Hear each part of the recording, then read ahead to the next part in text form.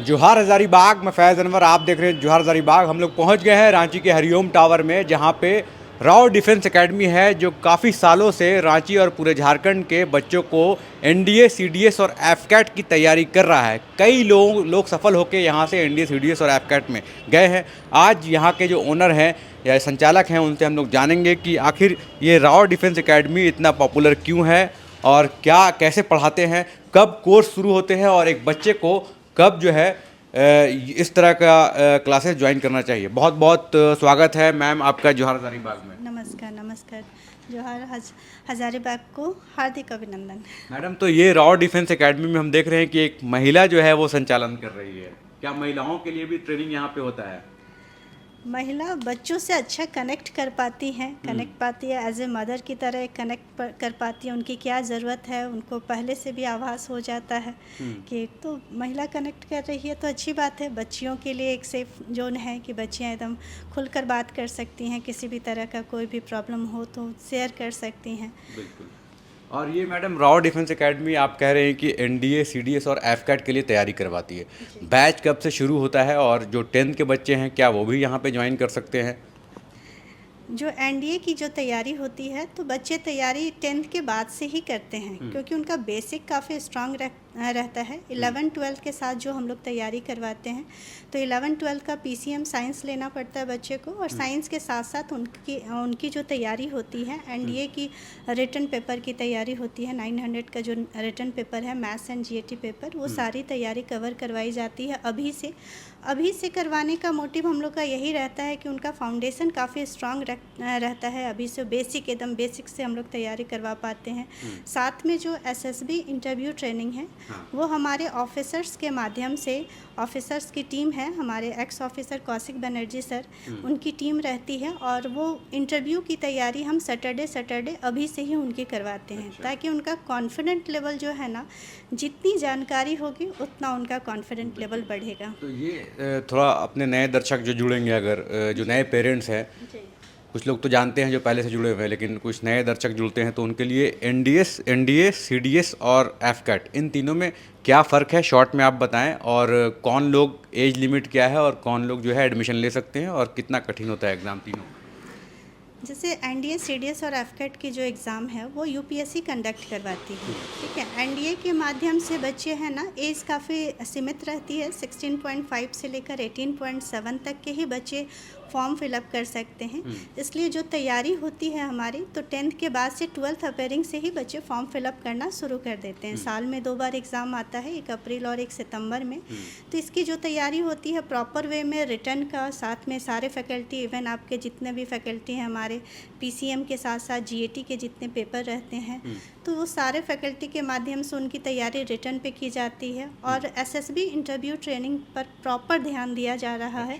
और साथ में जो बच्चे का जो आजकल का खान पान है, डाइट है, उसको लेकर हम लोग फिज़िकल भी काफ़ी एक्टिव रखते हैं। मेडिकल, फिज़िकल सारा चीज़ पर ध्यान दिया जाता है। एनडीए से हुआ। और सीडीएस में क्या होता है? सीडीएस है कि ग्रेजुएशन बेस पे बच्चे जाते हैं, 5th सेमेस्टर से कैपेबल हो जाते हैं फॉर्म फिलअप करने के लिए।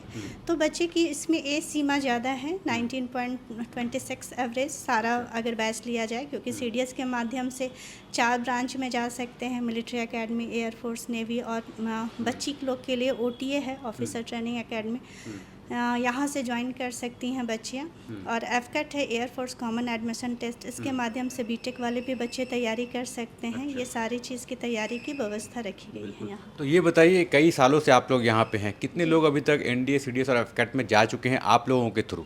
देखिए, हमारा जो ब्रांच है 2016 से है, और 2016 से लगभग जो हमारी रिटर्न की रेशियो 80% से प्लस रही है। हमेशा रिटर्न की जो रेशियो रही है, चूँकि सिलेक्शन रेशियो हमारा वही 30 to 35% आ जा रहा है। एनडीए, सीडीएस और एफकैट की मैं बात कर रही हूँ। ठीक है, ये तीनों का सिलेक्शन रेशियो 35%। अभी तक जितना भी सिलेक्शन 2016 से हुए हैं, हमारा जो सिलेक्शन है 263 बच्चे का यहाँ से सिलेक्शन दिए हैं 2016 से, तीनों ब्रांच मिलाकर मैं बोल रही हूँ। और रही बात जो बच्चे एनडीए की तैयारी कर रहे हैं ना सर, तो ये आपका हो जाता है कि एनडीए के बाद भी बहुत सारे बच्चे का एज सीमा कम होने के कारण कोई बच्चे हैं कि मर्चेंट नेवी ज्वाइन करते हैं, कोई बच्चे हैं कि एसएसआर ज्वाइन कर ले रहे हैं, एयरफोर्स XY ज्वाइन कर ले रहे हैं, टेक्निकल और नॉन टेक्निकल, क्योंकि सिलेबस एनडीए से काफ़ी बिलो आ जाता है तो वो बहुत आराम से क्रैक, हाँ, एग्जाम इजी हो जाता है, बहुत ईजी हो जाता है। अच्छा, ये सेशन आपका जैसे अप्रैल और सितंबर में आप बता रही हैं एग्ज़ाम होता है, तो जो अप्रैल में अभी सेशन स्टार्ट होगा आपका, वो सितंबर तक तैयारी करवाएंगे आप लोग लगातार 5 महीने, ऐसा 4 महीने? जी जी, जो एनडीए जैसे फाउंडेशन बैच है, 10th के बाद जो बच्चे हैं अभी बैच बन रही हैं, हाँ। ऑल ओवर हमारी जो बैच है अभी 4 बैच हमारी बन चुकी हैं, उस पर हम वर्क कर रहे हैं और आगे भी रिज़ल्ट अभी जैक बोर्ड के भी आने वाले हैं और भी सीबीएसई के आए हैं, आईसीएसई बोर्ड के आने वाले हैं, तो अभी और भी बैच पे हम लोग काम कर रहे हैं। तो जो 10th के बाद आते हैं एक 2 साल तक उनको, हाँ, ये 2 साल का रहता है। जैसे 11th-12th बोर्ड की भी जिम्मेदारी रहती है, रिस्पॉन्सिबिलिटी रहती है और साथ में एनडीए की भी रहेगी। जब तक उनका एज लिमिट है तब तक यहाँ पर तैयारी रहती है। हाँ, 2 साल आराम से कर सकते के बाद आएंगे तो 3-4 महीना कोर्स कर सकते हैं, 6 मंथ का। हाँ, 12th के बाद जो आते हैं वो टारगेट बैच में, टारगेट बैच हो जाता है ना सर कि एनडीए का प्रॉपर सिलेबस हम कवर करवाते हैं। ठीक है। क्लासेस हमारी 5 घंटे की पर डे चलती है, मंडे टू फ्राइडे है, 5 आवर की क्लास चलेगी उनकी एवरी डे। लाइब्रेरी सुविधा भी रहेगी, सुबह से लेकर 7 बजे से लेकर 8 बजे शाम तक लाइब्रेरी रहेगी ताकि वो सेल्फ स्टडी कर दे। किसी भी तरह का डाउट होगा तो टीचर अवेलेबल हैं, हमारे हर एक एक्सपर्ट अवेलेबल हैं यहाँ पर। उनका फिज़िकल प्रॉब्लम है तो हमारे फिज़िकल फैकल्टी सारी चीज़ यहाँ पे अवेलेबल रहते हैं ताकि उनको किसी भी कहीं भी टारगेट बैच में बच्चे को बहुत ज़्यादा समय नहीं रहता है। अगर कोई सिलेक्शन हो गया है रिटन में तो फिर उसके बाद आप लोग स्टार्ट करते हैं एसएसबी के लिए और जो फिजिकल के लिए, कि पहले से भी तैयार करके रखते हैं? जैसे रिटर्न जो बच्चे हमारे पास आ रहे हैं, क्योंकि एसएसबी है कि टोटल चीज़ देखना पड़ता है तो हम लोग साथ में ही तैयारी, सैटरडे उनका क्लास दिया जाता है ताकि हम 5 डेज़ का जो एसएसबी इंटरव्यू ट्रेनिंग है हमारे ऑफिसर्स के माध्यम से उनका 5 डेज़ का कॉन्सेप्ट क्लियर हो पाए। और जैसे रिटर्न निकल जा रहा है ना, जैसे अभी हम संडे फिजिकल दे रहे हैं ताकि एक सारा चीज़ उनका फिटनेस अभी से ही हम लोग के कमांड में रहे।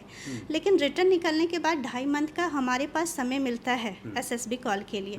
तो उसके लिए क्या करते हैं ना कि ये 2.5 मंथ में हम प्रॉपर वे में उनका 21 डेज़ का एसएसबी ट्रेनिंग प्रोवाइड करते हैं जिनका रिटर्न क्लियर हो जाता है। ठीक है, और साथ में जो उनका फिजिकल मेडिकल होता है वो सुबह और शाम होगा। ठीक है, प्रॉपर वे में जो 2.5 पूरा 21 डेज़ प्रैक्टिकल रूप से हमने मौखिक रूप से अभी ट्रेन किया है, लेकिन रिटर्न निकालने के बाद बच्चे का भी कॉन्फिडेंस लेवल बढ़ा हुआ रहता है। तो जो एसएसबी की जो प्रोसेसिंग है वो 5 दिन की प्रोसेसिंग हम प्रॉपर वे में ग्राउंड पे जीटीओ के माध्यम से ग्रुप डिस्कशन हो गया, साइकोलॉजिकल टेस्ट हो गया, तो ये 5 दिन का जो प्रॉपर है वो सारा चीज़ हम उनको प्रैक्टिकल रूप से देते हैं। यहाँ पे बहुत सारी किताबें रखी हुई हैं, राव डिफेंस एकेडमी का पोस्टर लगा हुआ है, तो क्या आप लोग साथ में जो टेस्ट सीरीज़ है ये आपका ही बनाया रहता है, आप लोग? देखिए, हमारा जो टेस्ट सीरीज़ है मॉक टेस्ट है, जैसे अभी वीकली हम टेस्ट लेते हैं तो वीकली तो सब्जेक्ट वाइज या चैप्टर वाइज हम ले रहे हैं, लेकिन जैसे ही सिलेबस कवर हो जाता है एग्ज़ाम से 15 दिन पहले ही हम लोग मॉक टेस्ट अरेंज करते हैं। ये मॉक टेस्ट आपका 20 से 25 मॉक टेस्ट के बीच में हम मॉक टेस्ट लेते हैं, जो कि जैसा यूपीएससी कंडक्ट करवाती है। 120 क्वेश्चन मैथ्स में, 150 क्वेश्चन जीएटी में, 2.5 घंटे का समय दिया जाता है। तो वो सारा चीज़ मॉक टेस्ट हमारे टीचर के माध्यम से बनाया हुआ रहता है ताकि हम बच्चे एग्ज़ाम देने से पहले ही कॉन्फिडेंट रहें कि 2.5 घंटे में वो किस तरह से सॉल्व कर पा रहे हैं। इस कोचिंग के अंदर आप इंक्लूड सारा मॉक टेस्ट वो एडमिशन लेंगे सब कुछ सारा इंक्लूड रहेगा, उनका मटेरियल से लेकर ड्रेस से लेकर बैग, मतलब एवरीथिंग जो उनकी एग्ज़ाम के लिए नीड है, जो बुक है उनके लिए, जो बेस्ट मटेरियल है, जो हमारे टीचर का एनालिसिस किया हुआ 10 सालों का 15 सालों का जो क्वेश्चन है, वो सारा चीज़ पीडीएफ फॉर्म में बुक के माध्यम से हम प्रोवाइड करते हैं।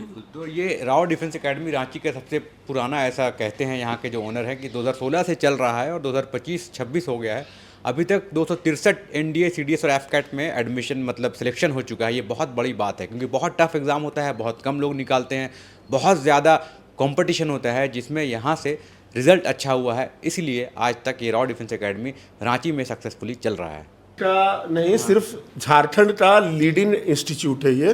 एनडीए, सीडीएस, डिफेंस तक कोई भी आप एग्जाम की तैयारी करना चाहते हैं, झारखंड में आपको इससे अच्छा इंस्टीट्यूट नहीं मिलने वाला है। तो क्या है मतलब कहाँ से किस बैकग्राउंड से स्टूडेंट्स आते हैं और किस तरह की तैयारी होती है यहाँ पे? यहाँ देखिए, आपको जो स्टूडेंट्स दिखेंगे आपको इसमें यहाँ दिखेगा कि गर्ल्स भी हैं, बॉयज़ भी हैं।